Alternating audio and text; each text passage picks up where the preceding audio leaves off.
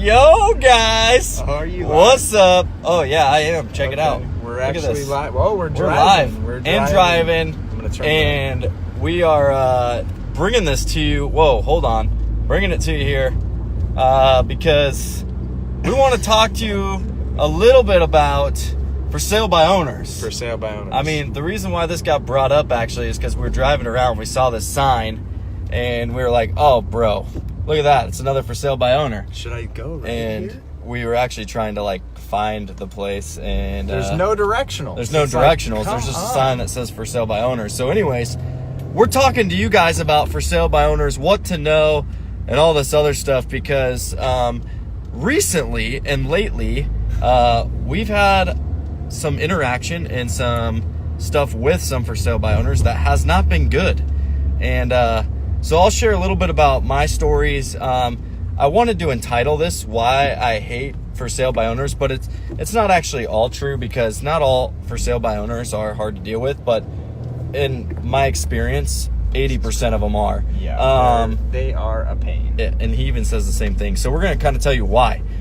So the first thing is I was working with for sale by owner this last week actually, and closing on one, and so first of all, the for sale by owner they hired an attorney to represent them, which shame on you for hiring an attorney to represent you, because in most cases they're not really representing you. They don't really care, and they charge you other dollars as well sometimes for just making phone calls or whenever the other agent Putting together makes phone calls. paperwork. Right. Give me a break. For doing your job of what a typical agent would do. Mm-hmm. So it's kind of crazy when that comes around. But anyways, my frustration with that was anytime that I needed to get a hold of the seller for a certain situation, I always had to go through this attorney, or I had to go through this other person that was like representing them. Mm-hmm. And it was super frustrating. In fact, I almost posted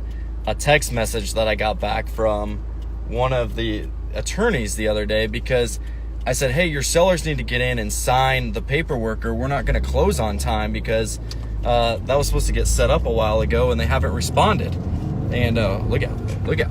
And so anyways, we're talking, and there's Levi. And we are talking, and the response that I got from him was jaw-dropping. I had to look twice at the text because I'm like, no, he did not just say that. Because I was like, hey, you need to contact your sellers and get them in to sign. And the response was, Ryan, I don't have time for that right now. You're going to need to contact my office and have them get a hold of them. And I was like, what? Oh, it's like, that way. Bro, you're the one that represented and that is representing these sellers. What the heck do you mean that you don't have time for it? So there was the first red flag for me where I was like, gosh, I hate doing this stuff when they're represented by other attorneys and stuff, because it gets kind of annoying. Bear with me. Yeah, we're bearing with Levi here, so I'm going to keep talking. But in that sense, and in that same situation, it was just like everything else actually started to go smoother when I finally just said, hey, give me the seller's information because I can contact them and I will follow up with them on stuff. And eventually I ended up doing his job and basically doing that for free, but I was doing it because I was working for the best interest of my buyer and making sure that they would be able to close on time. And we eventually got them closed on time and all that good stuff. But needless to say, that was my frustration with the for sale by owner, which was kind of frustrating to say the least. The other thing that's frustrating is, see if you can get a picture of that sign. Okay, Can you get that sign? I'm going to try here. Hold on. I'm going to turn this around. Ridiculous. Here we go. I don't want to really show where we're at, but I'm going to maybe. Okay. See if you can see it. Wait, hold on. There we go. For sale by owner. So that's the sign. We were trying to look. There's a sign there. We were trying to look for the house, thinking, oh, it's in Five Fountains. Oh, sorry, gave it away. Gave it away. All right. But there's a sign, and it's on the corner here, so you would think, oh, it's in this neighborhood. But the arrow is actually pointing the complete opposite direction, and there's no other directionals. Now I punched in the address. It's actually in Spruce Ridge, dude. Oh man, it's in my neighborhood. Yeah. It's in my hood. So do you want to drive over there? Or what do you think? No, we can just keep talking for sale by owners. Okay. You know, just find a spot, park it over here. You know, Levi, seriously, Sorry. Levi, this is what happens when you get us two together in a car. This is not rehearsed. No, we don't rehearse anything. We do one takes. So that's how we roll. And now we're just driving around, you know, looking around, looking at our scenery. We're gonna go. What's this guy doing? I don't know what that guy's doing. But, anyways, Levi, tell us some of your stories. I'm gonna go see based off of. He's blocking the intersection. Well, I guess we're gonna go back to me here, real quick, as we're still trying to figure out R2 because he's awesome. Here we go. Jeez, Levi, he's going everywhere. Okay, we're here. All right, here there. we go. This is where We're there. We're there. Okay, I'm moving over towards you so they can see you. Some of the frustration. So, like, I deal with a lot of for sale by owners. We've talked about this in some of our other conversation corners, guys. It's a challenge for me as a lender because when I am working with a buyer who, you know, I do a lot of for sale by owners, so I don't mind helping out. And of course, I like those transactions. I don't want to refuse the business, of course, but it does make a challenge for me because it puts more emphasis on myself, where in a normal circumstance, you're going to have Ryan or the agent that you're working with representing your best interests to help you out through the transaction. Yep. More often than not, what happens in a for sale by owner is both the seller and the buyer are contacting me constantly for updates for different things, where normally the agent, it would be part of their process to step in to work together to make sure that, you know, inspections are getting ordered and things like that, and they wouldn't be leaning on me as much. So I find it creates a lot of challenges, a lot more work on our end. I don't mind to help, of course, but more often than not, it creates more issues than if you had an agent working with you, helping support you in the transaction. I know there's sometimes the idea is, oh, if I'm a buyer, I can get a really good deal. Sometimes you can, but even in the instances where you can get a good deal, you're not being legally represented by someone who's protecting your best interests. So you may be missing out on certain things in the property, even though you might think, oh, I'm getting a steal on the purchase price. You might buy some house that's complete lemon because your agent's not there to point certain things out that you wouldn't be seeing or noticing yourself. So that's definitely a challenge. The other thing is we've talked about this before in the past too, that, man, I mean, more often than not, again, I'd say, you know, without pulling out my Rolodex and figuring it out exactly, but somewhere around 90%, it always works out in the buyer's best interest, which again, I'm representing the buyers as the lender, so I don't have a problem with this. Low network connection, it says, but we're still going. I don't have a problem with this, but the sellers almost always get the raw end of the deal because homes almost always appraise for much more than what they're under contract for, which means the buyer, yes, sometimes the buyer's getting a good deal, but the agent is losing out on tons of value and equity that they've put into their house. The seller, I'm sorry. Yeah. Losing out on a ton of equity. And then we're creating a challenging transaction. So it's just really a kind of a lose-lose in that instance, you know? Yeah, like I think to piggyback off of that, like I think what's the number one reason why somebody goes for sale by owner, right? Their mindset is commissions. I don't want to pay commission, right? But the reality is, and statistically, it states that we can net you, when I say we, if you use an agent, we can actually net you more money. Here's why. And Levi, you can speak into this too, because you've seen it from both ends. He just hit on it a little bit that these properties will appraise for more, typically in those situations, and therefore you could have listed higher and got more money in your pocket. So, for example, a lot of times is these for sale by owners, they will list their house thinking that, oh, I don't want to pay a commission, but I'll pay 3% out to a buyer's agent, but I don't want to pay the additional other 3%. And when you do the numbers and you run the numbers and you see that your property just appraised for 15, 20, 30 grand more than what you had it listed for, that would have paid for your commission. Probably by double, depending on the purchase price. And then you also have somebody that's fighting for you, going to bat for you, representing you, making sure all the paperwork, the inspections, all those things are done properly. and you don't have to worry about it, right?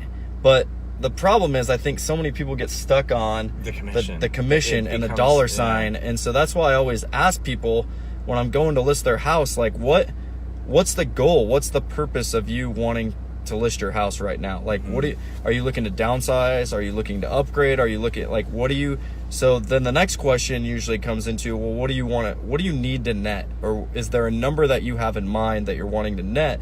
Because then that gives us the goal then to go in and to be able to say, hey, I can list that property for you and I think we can sell it at this.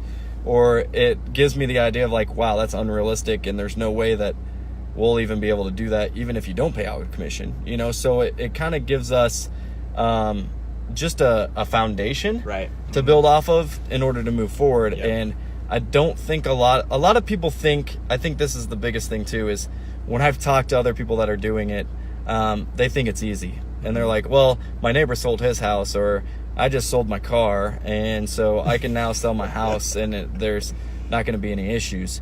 I can promise you, there's so many horror stories that I've heard. Does that mean that every single for sale by owner is smooth and perfect? And no, there's some that are smooth and perfect and they go well, and more power to you. Good job. But statistically, and from people that we've had interactions with that have tried it or that have went through it, gosh, I even know, get this, Levi, I don't think I've even told you this story. I even know an agent, right? I know an agent in our office where she shared with our mastermind group, my husband and I went for sale by owner. What? And I know that's what I thought first. I was like, what? And she was like, we went for sale by owner. And she's like, I'll never do it again. And I was an agent, she said, and I'll never do it again. Just because of all the other stuff that they went through during that transaction. That's crazy. Being a for sale by owner. And I won't get into all those details, but needless to say, to make a long story short, she realized that, man, this is something that I probably shouldn't have done, and I just needed to do it myself and represent all of us involved properly. And so, anyways, what I'm saying is, get yourself an agent. Yes. Don't worry about the commission.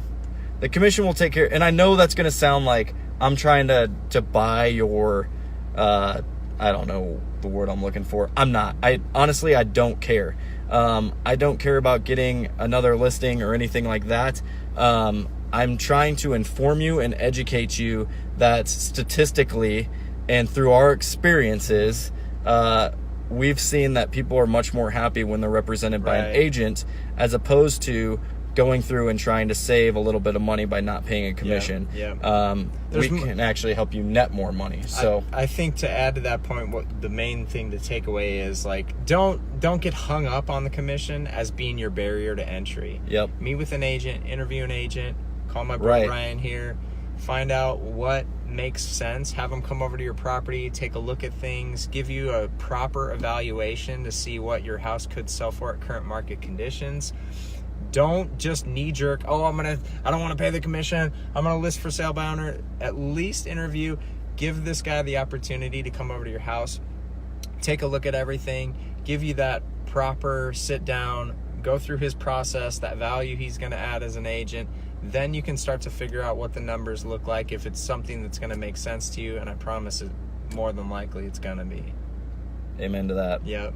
And definitely take the burden off of Levi's shoulders and a lender's shoulders for having to deal with use the agent for sale by owners. And because there's times, he's told me stories, there's times where he's got people calling him and he's like, listen, I can't even answer that question because I'm not a licensed realtor, and I have no clue what to do in that situation or how I'd handle that, because I don't have the education there, and that's why you should have went with it's the same sense with me. Sometimes when people ask me lending questions, I'm like, hey, that's a great question, give Levi a call and go over it with him, because I want to make sure that my clients are being taken care of by the best. And yes, do I have knowledge of the lending world? Sure. I do, but that's not what I do on a daily basis, right? So again, one thing I've learned, and my wife said it perfectly, we were talking about this the other day, we were talking about actually clothes and other things, and you get what you pay for, right? And it's the same thing with the for sale by owner. If you decide to list for sale by owner, you're going to get what you pay for. That's true. So in every walk you're going to come you're going to come across some things, and you might not have been able to get as much money as you would have got by just hiring someone and going through the process. Listen, there's a reason why we hire people to do work for us, right? If everything were easy and functional and we all do it? Sure. But there's a reason why, like, why do people hire people to mow their lawns? Right. What will be the quality of work? Are you following me? I don't know. I was trying to, or something. Around. I don't know what it's doing there. But basically, I was talking about why do people hire someone to mow their lawn? Well, they want a professional job. They want a professional job done. They may not have time for it, which I think is a lot of things that for sale by owners don't realize is it takes a lot of work and a lot of time. Like, agents spend a lot of time doing paperwork and communicating with those that need to be communicated with on a consistent basis. So that's my point. My point is this, can you do it? Sure. We can all do it, right? We can all mow our lawns, but not all of us pay for someone to mow your lawns. Like, if I cut myself, could I stitch myself up? Sure, I could. That's an extreme case. That is an extreme, but yes. Could I do it? Yeah. Sure, but why do you go to professional to do it? Because they have experience, because they've practiced That's it. What they went to school for. Exactly, Yep. They know what they're doing. They're licensed. Same sense with us. Mm-hmm. If you can trust us, we promise you it'll be an experience that you will never forget. You will have a lot of fun, talk to our clients. But again, it's not about us. I mean, if you have someone that you know that's an agent or whatever, like, talk to them about it. Reach out to them. You tap into your network, guys. Yep. We're here to help if you need us.